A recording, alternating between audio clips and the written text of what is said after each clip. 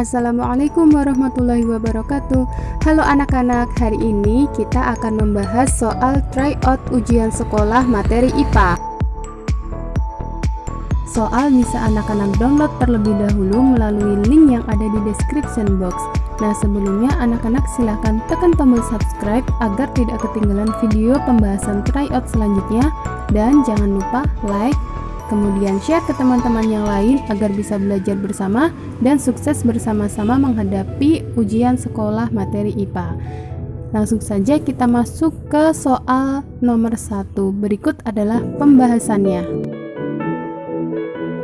Nomor 1 adalah alat ukur menghitung massa. Di sini ada 4, di mana nomor 1, 3, dan 4 itu adalah alat ukur massa yang dia menampilkan skala.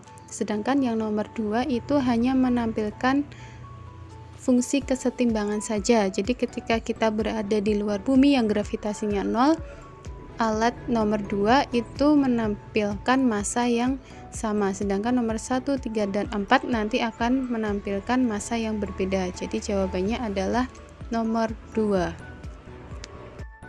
Nomor 2 adalah soal yang membahas tentang senyawa dan campuran. Kita bisa melihatnya langsung dari gambarnya. Kita lihat gambar nomor 4, itu terdapat 1 bulatan besar dan 4 bulatan kecil. Berdasarkan pilihan A, B, C, D, yang memungkinkan adalah pilihan option D, yakni C, H4. C-nya bulatan besar dan H-nya bulatan kecil, ada 4. Kemudian nomor 3 itu ada 1 bulatan hitam dan 2 bulatan abu-abu. Jadi kemungkinan jawabannya itu adalah CO2 atau H2O. Tapi karena yang pilihan 4 yang benar option D, jadi otomatis yang benar adalah option D.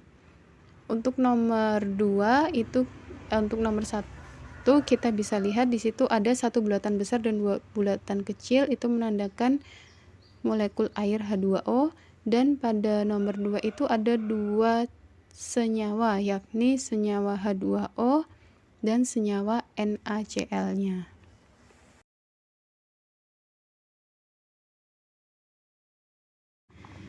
Soal selanjutnya, soal nomor 3, ini adalah konversi suhu. Diketahui suhu pertama 60 derajat Celcius, dia harus dikonversikan ke suhu dalam skala Fahrenheit. Perbandingannya Celsius, Reaumur, Fahrenheit 549, yang ditanyakan Fahrenheit, jadi 9/5, 5 itu punya Celsius, kali suhu Celsiusnya 60 ditambah 32 derajat Celcius. 32 derajat Celcius itu adalah suhu beku air di skala Fahrenheit. Jadi bisa kita hitung hasilnya adalah 140 derajat Fahrenheit. Lanjut ke soal nomor 3, itu adalah soal tentang gerak lurus.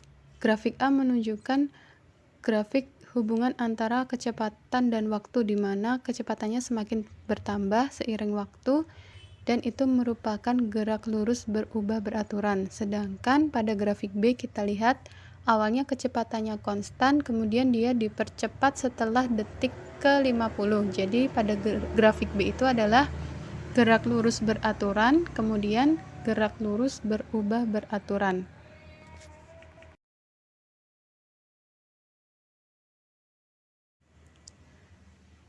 Untuk option A, option 1 maksud saya, mobil A bergerak lurus dipercepat beraturan.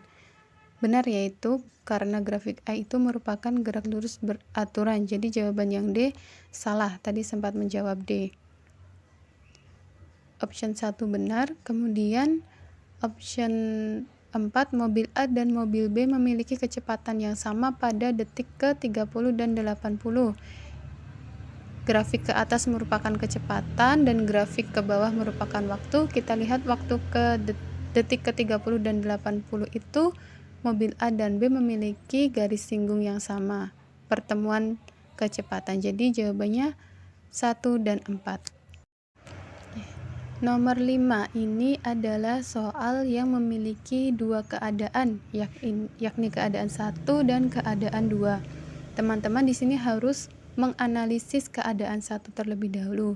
Di sini belum diketahui masanya, jadi kita pertama cari tahu masanya. rumus yang digunakan adalah sigma F sama dengan M kali A, yang ditanyakan massa, sehingga massa sama dengan sigma F per A. Sigma F itu adalah jumlahan gaya yang searah ditambah, yang berlawanan arah dikurangi. Jadi jumlah gayanya 70 dikurangi 40. 70 itu dari 45 ditambah 25.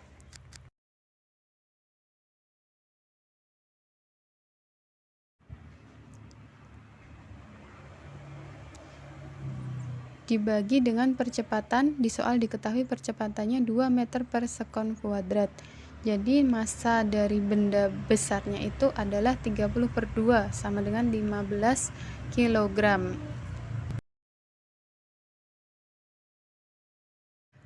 Nah, kemudian untuk keadaan 2 ini ada perbedaan, yakni ditambah massa sebesar 5 kg. Kemudian yang ditanyakan adalah percepatannya. Kita gunakan rumus yang sama, tapi keadaan yang berbeda. Keadaannya itu massanya ditambah 5 kg. Jadi sigma F sama dengan MA pakai rumus yang sama, yang ditanyakan percepatannya. Sehingga sigma F per M rumusnya itu. Sigma F-nya tidak berubah, satuan dan arahnya masih sama. Jadi 70 dikurangi 40 dibagi massanya itu, jadi massanya ada 2, massa 1 dan massa 2. Yang pertama itu 15 kg dan yang kedua benda tambahannya 5 kg. Jadi totalnya ada 20 kg. Sehingga nilai percepatannya sekarang setelah ditambah beban 5 kg menjadi 1,5 meter per sekon kuadrat.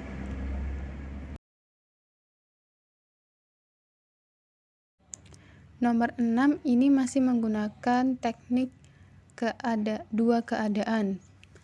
Keadaan yang pertama itu dilihat dari gambarnya. Rumusnya WLB FLK. W itu beban, LB itu lengan beban, F itu kuasa atau gaya, dan LK adalah lengan kuasa. W-nya kita simbolkan dengan R sesuai dengan bendanya yang belum diketahui. LB-nya 100, F-nya 250 itu benda yang kedua, dan LK-nya 40 cm. Nah, di sini kita cari tahu berat benda R. 250 kali 40 per 100, tinggal kita coret nolnya menjadi 100 Newton, itu benda R. Itu untuk keadaan 1. Nah, untuk keadaan 2, jika beban 250 Newton, yang beban kedua digeser 10 cm menjauhi titik tumpu. Jadi yang awalnya jaraknya 40 cm, dia ditambah 10 cm sehingga jaraknya saat ini menjadi 50 cm. Masih menggunakan rumus yang sama, WLB FLK. Kita masukkan. Kita fokus mencari benda di sebelah kanan. 250 dikali 50 itu L yang kedua menghasilkan nilai 12.500 Newton. Jadi kita tinggal cari bagaimana bisa yang sebelah kiri itu mempunyai nilai yang sama, yakni 12.500 Newton. Option A menambah R dengan 20 Newton. Tadi R-nya 100 tambah 20 jadi 120 dikali 100 itu nilainya tidak sama dengan 12.500. Mengganti R dengan benda 125 Newton. Kita coba 125 kali LB-nya 100 sama dengan 12.500. Jadi jawaban yang benar adalah B, mengganti R dengan benda 125 Newton.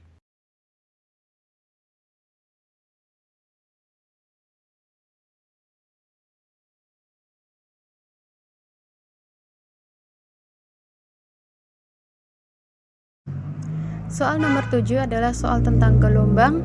Perlu diketahui beberapa hal yang ada di gelombang. Yang pertama itu amplitudo atau simpangan. Jadi dari titik acuan ke atas atau ke bawah. Jadi amplitudonya 2,5 cm. Kemudian yang kedua adalah satu gelombang itu terdiri dari satu lembah dan 1 bukit. Teman-teman ini harus diingat dan harus bisa membedakan 1 bukit dan 1 lembah. Kita arsir, ini adalah 1 bukit dan lembah yang ada di bawah itu setengah lembah ditambah setengah lembah, jadi totalnya 1 gelombang.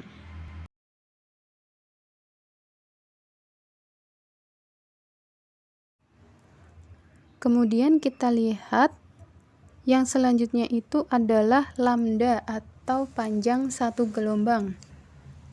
Nah, panjang 1 gelombang ini langsung diketahui dari soalnya, dari yang kita arsir. Panjang 1 gelombang sendiri adalah panjang 1 bukit dan 1 lembah, yakni di soal 10 cm. Apabila nanti ada soal lain, teman-teman harus memecah 1 gelombang dan berapa panjangnya. Kemudian dalam waktu 1 detik kita bisa menghitung berapa jumlah gelombang yang terbentuk.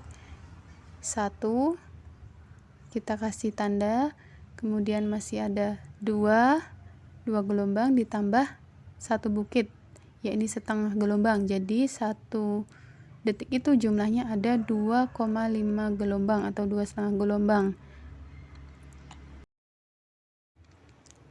Selanjutnya kita menghitung periode gelombang. Periode itu simbolnya T besar. T besar rumusnya T kecil per N. T-nya 1, N-nya jumlah gelombang, 2,5 gelombang. Jadi nilainya 0,4 sekon. Pilihan 1 benar. Kemudian amplitudo gelombang. Amplitudo gelombang itu simpangan. Apabila dari atas sampai bawahnya itu 5, berarti amplitudonya setengahnya. Simpangannya, jadi 2,5 cm udah benar. Panjang gelombangnya 10 cm, sudah benar ya. 1 gelombang itu panjangnya 10 cm. Untuk jumlah gelombangnya tadi kita sudah hitung, hasilnya 2,5 gelombang, dan cepat lambatnya kita hitung V sama dengan lambda kali F atau lambda per T, di mana F-nya itu merupakan N per T. N per T, nah kita bisa masukkan 2,5 per 1, jadi nilainya 25 cm per sekon karena panjang gelombangnya dalam senti. Kemudian kita jadikan meter, jadi 0,25 meter per sekon. Jadi jawaban yang benar adalah poin 1, 2, dan 3. Nah, demikian tadi adalah pembahasan soal nomor 1 sampai 7. Untuk nomor 8 sampai 25 akan kita bahas di video selanjutnya. Jangan lupa subscribe, like, dan share video ini agar teman-teman tetap bisa update pembahasan soal-soal tryout dan bisa memperoleh latihan soal tryout dari kami. Terima kasih. Wassalamualaikum warahmatullahi wabarakatuh.